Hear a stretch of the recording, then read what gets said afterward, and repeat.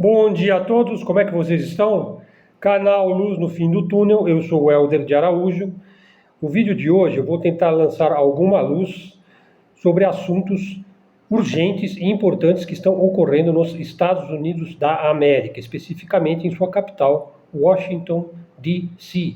Então, D.C. quer dizer District of Columbia. Muito bem, então o nome deste vídeo será intitulado Washington, a espiral de violência nos Estados Unidos. Na verdade, esse aqui vai ser um de dois vídeos sobre Washington, que é o vídeo de hoje, e o de amanhã também será sobre o mesmo tema. Enquanto a tendência nacional geral norte-americana foi de queda nas taxas de violência e de homicídios e de crimes de morte, o número de homicídios em Washington saltou 36%, quer dizer, ele aumentou 36% em Washington, de 2022 para 2023, levando o país a relembrar a alcunha de capital dos assassinatos, pelo qual a cidade ficou conhecida lá nos anos 90.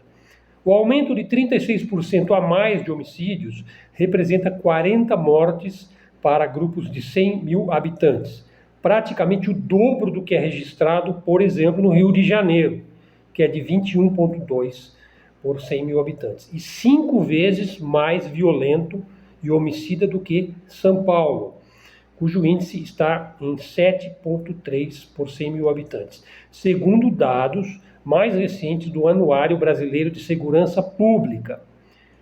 Então veja, a criminalidade explodiu em Washington.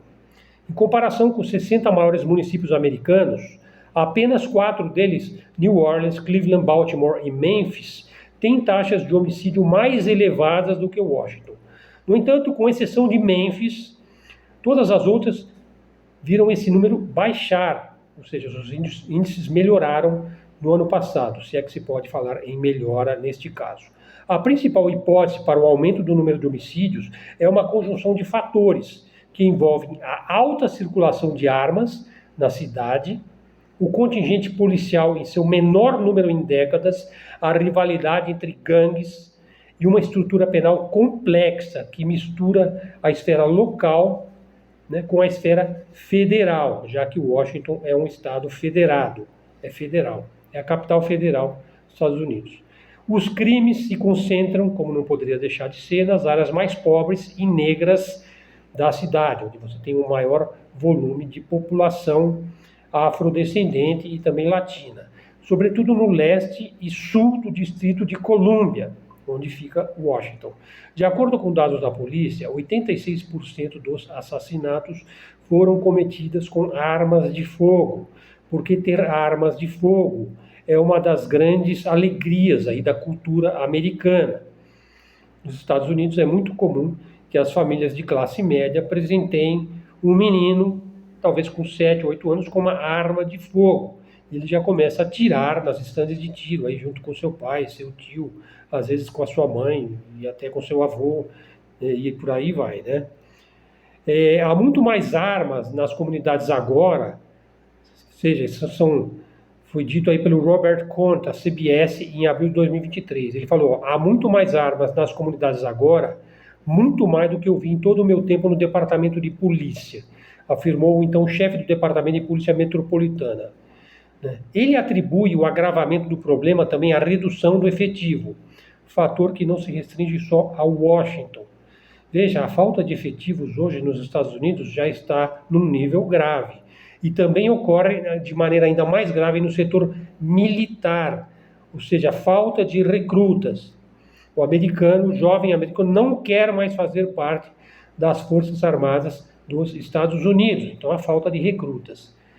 Desde a repercussão mundial, inclusive das mortes de cidadãos negros nas mãos de policiais, a instituição policial nos Estados Unidos vive uma crise de confiança e tem dificuldade hoje para atrair e reter profissionais, ao mesmo tempo que você tem um crescimento assim vultuoso aí das polícias particulares, né, da segurança particular e também paramilitar, né? Por exemplo, todo mundo já ouviu falar aí da Black Hawk, né? Que é uma espécie de grupo Wagner norte-americano, né? A perspectiva de impunidade também, que é o problema jurídico, judicial, é apontado como um dos principais fatores para explicar a disparada da criminalidade na cidade de Washington. Boa parte também é colocada ideologicamente na conta da prefeita democrata Muriel Bowser, que está no cargo de prefeita de Washington desde 2015. Então você vê que tem um âmbito municipal e também tem um âmbito federal, como ocorre também em Brasília, no Brasil. Republicanos usam esse problema de Washington e também em outras cidades, né, comandadas por democratas, para acusar o partido de Joe Biden de ser leniente com o crime. Veja, a mesma acusação a direita brasileira faz a essa leniência com o crime, né, dando nomes aí como esquerdismo, como ser tem uma lei muito leve, muito frágil, com saidinha, com todo tipo de facilidade para os condenados, né? A estratégia aí de você condenar o partido que está no poder é uma coisa antiga, né? Mas ganhou impulso aí nos Estados Unidos com as reformas policiais implementadas após a morte de George Floyd, que também é um capítulo aí à parte, que vocês podem pesquisar aí no Google, aí, a morte de George Floyd, que foi em maio de 2020, que causou um verdadeiro furor nos Estados Unidos, né? E aí muitas dessas leis aí que eles dizem que são lenientes, que são permissivas, foram apoiadas por muitos democratas e são vistas por críticos como um enfraquecimento da polícia. Washington implementou algumas mudanças e chegou a propor uma revisão da legislação. Por exemplo, reduzir o tempo de pena de crimes. Essas mudanças, vejam bem, foram vetadas pelo Joe Biden e pelo Congresso. E os Estados Unidos é o país que tem a maior quantidade de presos no mundo e a maior quantidade de prisões comuns e também penitenciárias, prisões particulares e prisões de segurança máxima e por aí vai. Além da alta de homicídios, o número de roubos e furtos de veículos de janeiro a outubro no Distrito de Colômbia subiu 105% em comparação com o mesmo período do ano passado. E os roubos cresceram 70%. Também dentro daquela política de que se você roubar, assim, até, principalmente na Califórnia, né, você tem o direito de furtar até $1.000, uma coisa assim, sem que você seja preso. Washington costumava ser uma cidade segura. E eu sempre me sentia confortável andando sozinha em Washington, disse a Olivia Dunn, de 25 anos, que mora na capital americana desde os 18 anos. Segundo ela, agora eu fico em casa à noite e checo e recheco se todas as portas estão trancadas. É o depoimento aí de uma cidadã de Washington. Outro, moro no mesmo bairro que uma juíza da Suprema Corte. Eu não deveria ter que me preocupar com a minha casa ser invadida ou o meu carro ser vandalizado. Pessoal, quem está falando é uma norte-americana, cidadã americana que mora em Washington, na capital dos Estados Unidos da América. Então vocês veem que a situação não é fácil. Pessoal, para terminar o vídeo, eu vou falar brevemente sobre o ano de 2024. Será que o ano de 2024 será o suspiro final do dólar? Será que o mundo vai ser desdolarizado? O Fed, que é o Federal Reserve, que é o Banco Central norte-americano, parece que vai trabalhar para reeleger Joe Biden, para que a política belicosa dos Estados Unidos, para gerar inclusive um grande conflito, siga em frente sem interrupções. Mas tem muito de teatro nisso. O Trump e o Biden são diferentes apenas nas cores partidárias e nas cabeças dos torcedores, né, dos times, né? Os patrões são os mesmos, não tenho dúvida disso. Na grande mídia sionista, Trump é vendido como a barbárie e Joe Biden como a civilização. Joe Biden é vendido como a civilização. Estão vendo o grau de alienação dessa gente? Na mente dos que acreditam em lados, a coisa funciona ao contrário, né? A mesma falsa disputa que aparece aqui no Brasil, com Lula versus Bolsonaro, né? Mas não só, essa armadilha eleitoral se espalha pelo mundo todo, com ênfase nos países da União Europeia, ou seja, a polarização política e o desentendimento generalizado entre todo mundo. Enquanto os ingênuos vão debatendo aí a dialética do bem contra o mal, né, entre tipos que são na prática rigorosamente iguais, apesar das aparências.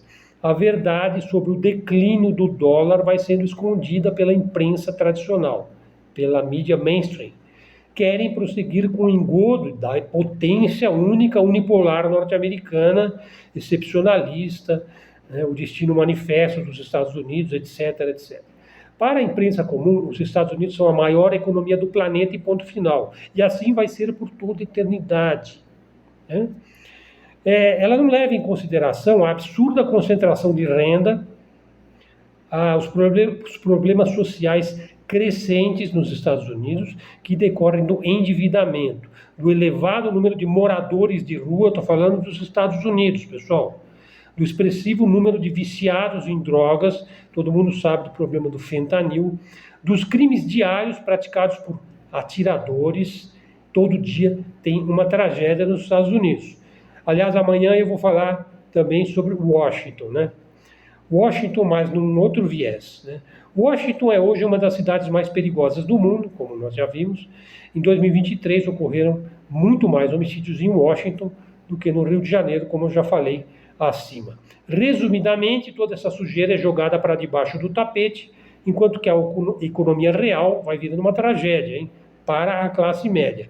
Essa tragédia vai crescendo com a derrota da OTAN na Ucrânia e o redesenho das relações internacionais, pois o medo de ser excluído aí do sistema financeiro SWIFT já não causa grandes comoções aí nos países desobedientes. As previsões, portanto, sobre o valor do dólar não são nada boas. Grandes investidores estão migrando para outros ativos, por exemplo, o franco suíço. O franco suíço subiu aí 10%. Mais seguro ainda é o ouro. 2024 será o ano de se colher o que se plantou. As mudanças geopolíticas em curso, apontando para 2024 como um ano que poderá redefinir as relações internacionais em meio à decadência do Império Ocidental, revela aí um cenário geopolítico global bastante complexo, cheio de incertezas e marcado por acontecimentos significativos. Repito, pessoal, a cada ano que passa as coisas ficam mais urgentes e os acontecimentos são mais significativos. É o que teríamos para dizer hoje, um vídeo dedicado ao problema de Washington. Amanhã vai ter um segundo vídeo para eu falar sobre a política externa dos Estados Unidos. Portanto, esse vídeo foi dedicado aqui aos Estados Unidos da América. Lembrando que nós somos sul-americanos, muito embora nós não somos considerados, o Brasil e os brasileiros, como fazendo parte do mundo ocidental. Isso aí ficou em várias manchetes na Europa e nos Estados Unidos durante várias semanas no ano de 2023. Se nós não somos ocidentais, nós somos o quê? Bom, nós somos brasileiros, fazemos parte aí do sul global, fazemos parte do BRICS e de um mundo multipolar que vai surgindo e vai crescendo apesar de todas as bravatas aí da mídia convencional. Pessoal, é um canal de livre expressão, de livre pensamento, canal alternativo. Espero que vocês gostem.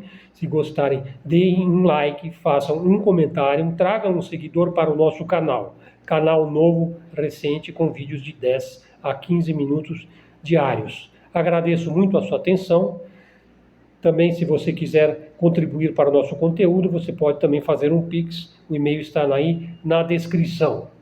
Se quiser pagar um café para nós, será de bom grado. Pessoal, muito obrigado a todos. Fiquem conosco. Até a próxima e fiquem com Deus.